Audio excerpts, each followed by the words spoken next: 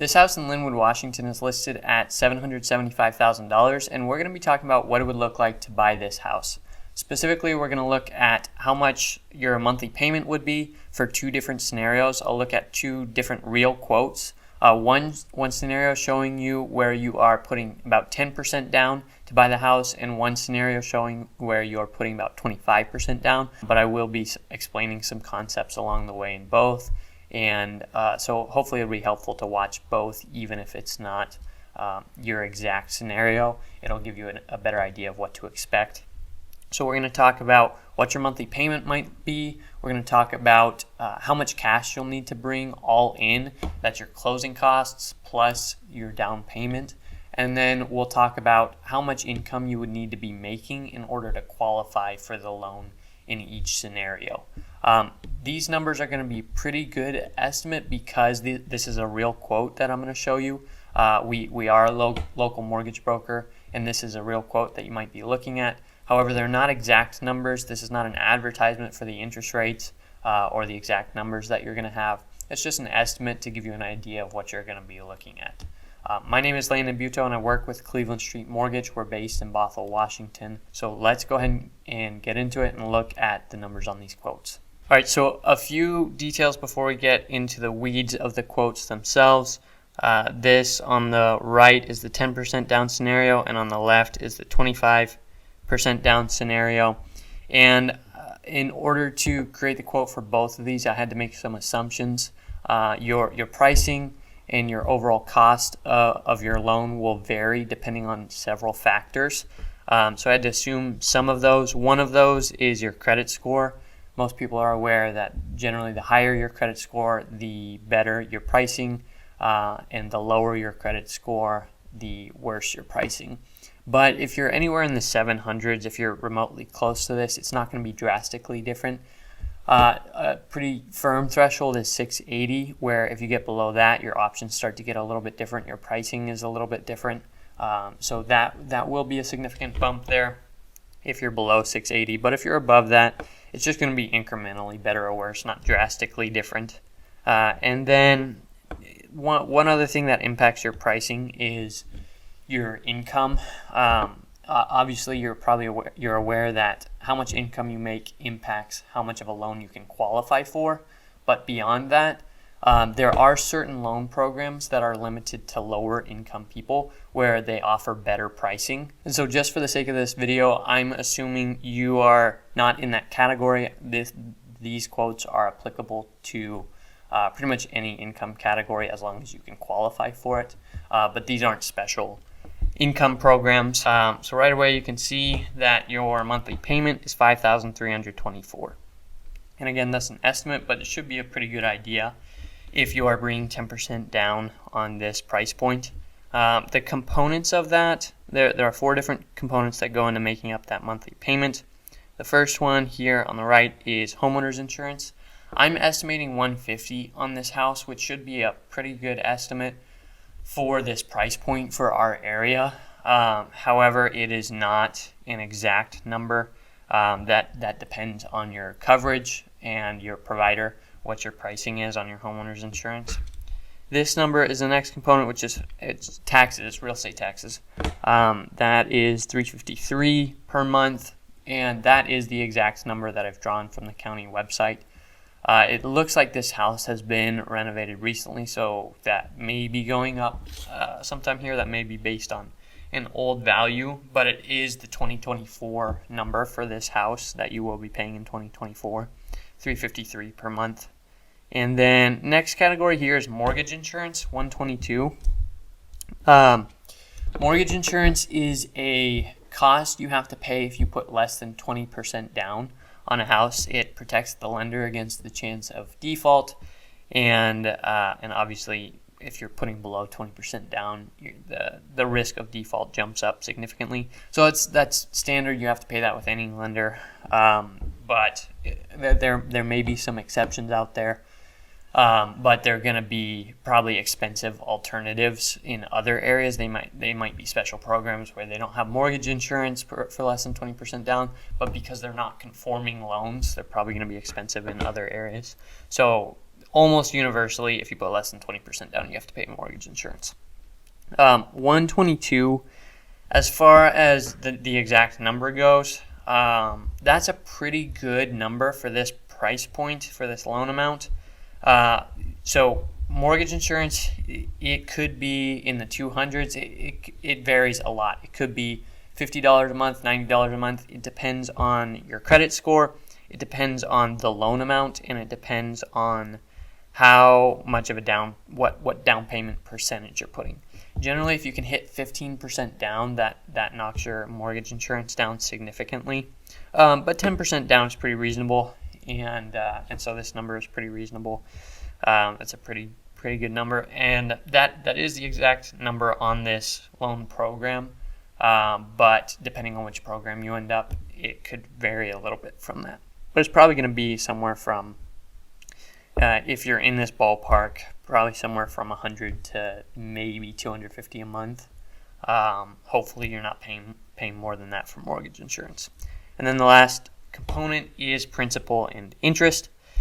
And that is just a function of your, your purchase price, but specifically your loan amount, which is $697,500, and your interest rate, which we're showing 7.125 right now for this scenario. 740 credit score, 10% down.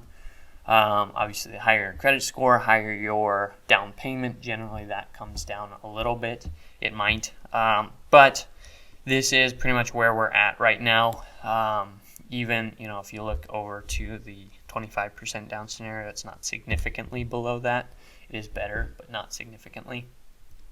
So 7.125, yeah, it's on the higher side. I'm making this video at the beginning of the beginning of April. And this is just where we've been lately. So that's a pretty good number to expect, pretty accurate expectation. Obviously that could vary. It depends on the day, depends on the lender. But generally, we tend to be pretty competitively priced, lower than most lenders in the area. So the other section I want to point out is points and credit. Points or credit. So this is technically a credit of $1,151, which, so I'll start by explaining points. Points are a fee you can pay up front to get a lower interest rate. It's a lump sum you can pay up front in order to lock in a lower interest rate. And credit is the reverse of that, where you say, lender, I'll take a higher interest rate and pay you a little bit more over time if you can cover some of my closing costs up front. So this is technically a credit of $1,151, which would go towards your closing costs. The reason that's there is because you can see these are kind of nice round number. Okay, 6.999 is kind of hard to explain why they show that. But 7.125 is, you can see they show the way lenders provide interest rates is they do it in certain increments in a span of interest rates of maybe 2% or 2.5% or 3.5%, and they show it in certain increments of usually quarter points. 7.125, 7.25, 7.375, and so on. And so they base it on the interest rate amount, and based on that interest amount, they say, would you get a credit? How much? Would you have to pay points for that? How much? So that's why it's not a clean zero here, but that is pretty close to zero. Obviously, that's a little bit of a credit, but it usually takes thousands of dollars, maybe probably close to $5,000 to make any sort of a dent on your interest rate. It depends on the time, so get a fresh look at it when you're actually getting a rate, when you're actually getting a loan, but this isn't a ton in terms of actually making a dent on your interest rate. And then other closing costs here, you can see $12,470. So that's on top of your down payment. What other cash are you going to have to contribute in order to get the loan? So other closing costs are generally made of two different components. One of those components is just costs that you have to pay to get the loan. A lot of people are working for you. A lot of processes are happening. A lot of fees are being paid in the process of actually getting the loan. So that's one, and the house. So that's one component. and then the other component is prepaids, what's called prepaids. And those are not costs to get the loan; those are costs that you will be paying on an ongoing basis. Those are part of your monthly payment, but a lot of times you have to put those when you get a loan. Not a lot of times. This is a standard setup. You have to put those into escrow ahead of time for the first portion of your monthly payments, because the lender doesn't have time to get you set up in there through your monthly payments, so they take some of those ahead of time. That's standard across every lender. This is not just some weird way of doing things. So closing costs are made of those two components.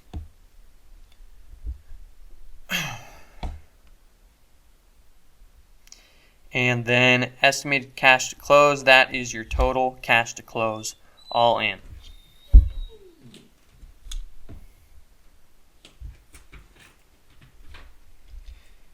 And then estimated cash to close, that is your total cash to close all in, $91,080. So that is your 10% down payment and your $12,470 of closing costs. That's the total cash you'll have to bring to the table there.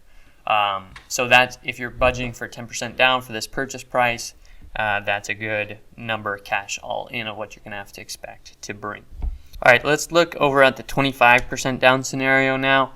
In the 25% down scenario, you can see that there's only 3 components instead of 4 making it up. And the reason for that is because we don't have to pay mortgage insurance this time because you hit that 20% down threshold.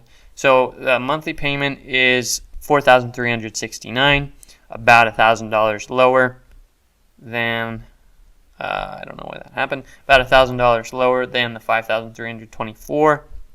And the homeowner's insurance, so the 3 components of that are homeowner's insurance, taxes, and principal and interest.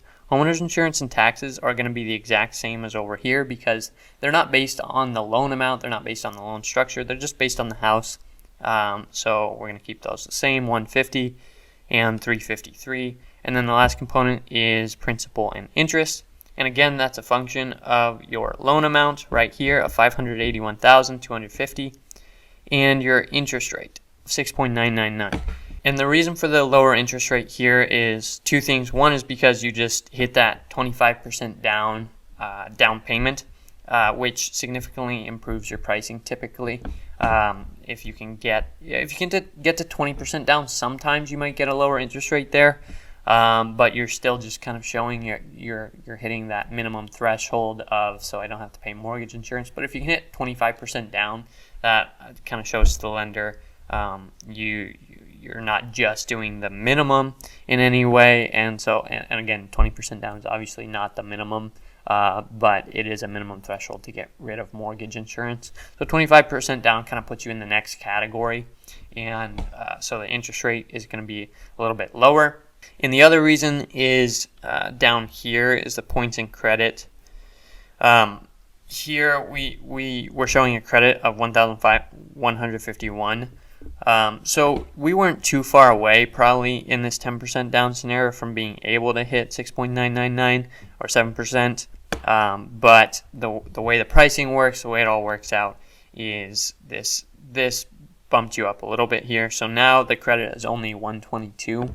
So these 2 categories aren't that different, but the $1,000 difference in credit, now you don't have that credit, so we can get a little bit lower interest rate, and then we have the 25% down. This is the main reason that you are getting that lower interest rate. And then closing costs, and if you don't know what points in credit are, if you skip to this scenario, then you can go back to this section where I was talking about it here, and I explained a little bit about it there. Closing costs are $12,782, and again, closing costs have those 2 components. You can go back here if you want a little bit more detail, but one is costs to get the loan, and the other is prepaids. So both of those are all of those costs come together at about $12,782, which is on top of your down payment. As far as just estimating closing costs, generally, if you're looking, it depends on the house price, it depends on the loan amount. Those are kind of the biggest things, and then there are other things that it depends on as well. But Generally, the range for this kind of price point that we estimate just in our heads mentally of closing costs is about $10,000 to $12,000. Generally, it's getting closer to $12,000 now than $10,000 consistently. But beyond that, once you get up to these higher price points and then still a very large loan amount, then it starts to get up higher. If you're getting above this price point, you could even see $13,000, $14,000, $15,000 in closing costs. So again, it just depends on your purchase price, the house price, and your loan amount. So what that means is cash all in that you're going to have to bring in this 25% down scenario is $207,642. So that's in the 25% down scenario, you're bringing a little over $200,000 to the table to be able to close this deal. All right, let's talk about qualifying. How do lenders figure out whether you can qualify for the loan? So what I'm going to talk about here is specifically true for conventional loans. And the way that FHA loans differ is they use the same calculation, but the number that they use is slightly different. With VA loans, the calculation they use is significantly different, so this doesn't really apply with VA. But the principle is true with FHA as well. The exact number I'm going to talk about is true specifically for conventional. And so what lenders do is they take your debt-to-income ratio, your DTI, and your debt-to-income ratio is your total monthly debts over your gross monthly income. Your total monthly debts over your gross monthly income. And this number needs to be less than 50%. So what is this? Your total monthly debts is your new housing payment, the new housing payment you're trying to take on, plus any other monthly debts that you might have. Student loans, credit card loans, car loans, any other debts. They add that all together and then they divide that by your gross monthly income, which is your income before taxes. And that number needs to be less than 50%. If it is less than 50%, you're good to go. Typically, then they'll let you qualify for the loan. So if you have no other debts, then it's just this number divided by your gross monthly income. A note on the income that they use. It's not always super straightforward on figuring out what number to use down here. With salary, it's generally going to be pretty straightforward. They pretty much just use the salary that you have, your salary before taxes. Sometimes you can maybe get bonus included depending on a few variables. With the other pay structures, it's very rigid how they figure out which number to use. You might be self-budgeting for, and because what you're tracking for the last 6 months and what you're on track for, you might say, yeah, I make $100,000 a year. But if you are getting paid in variable hours, if you are getting paid in commission, or if you're self-employed, if you're any of those things or just anything besides salary basically, then the numbers that they use are pretty particular and there's pretty strict rules about how lenders figure out what number to use. So just be mindful of that, but with salary it is pretty straightforward. There are videos out there. I'll try and tag one right here. Hopefully I don't forget, where that's actually my dad talking through this topic of how do you figure out how much income will qualify if you're in one of those other scenarios. So I'll try and tag that here so you can see that if you want. So if that's the case, if we need to be less than 50%, then in this scenario here, in the 25% down scenario, in order to qualify for this, you have to be making $8,738 or more in order to keep this ratio below 50%. And that's assuming you have no other debt. $8,738 per month. And in this scenario here, on the right, 10% down, if you're going to be taking on this monthly payment of $5,324, then you'd have to be making $10,648 per month in order to qualify for that loan. This is not an affordability rule. It's not financial advice. This is just, will you be able to qualify for the loan? Will the lender even give you the loan? Whether you want to take something like that on of that high percentage is up to you. If you wanted to look at a real quote on a house that you are looking at, or if you just have questions and you want to get the conversation started, feel free to reach out to us. If you have questions, you can leave them in the comments for sure. I'd be happy to address them there. But if you want to reach out there is contact info in the description. And if you're curious to see what it's like to work with us as a team, what our process is like, we do loans in Washington and Idaho, so you can check out, there's a link in the description to a video that shows you a little bit about our process, what it's like to work with us as a team, so you can know whether it would be a good fit for you. Every mortgage lender is different. We have certain priorities that are important to us that we think make it a good experience for our clients, so you can check those out. There's videos linked in the description. You can watch those. And if you are interested, please do reach out, schedule a call with us, call, email, text, whatever works best for you. We'd love to work with you.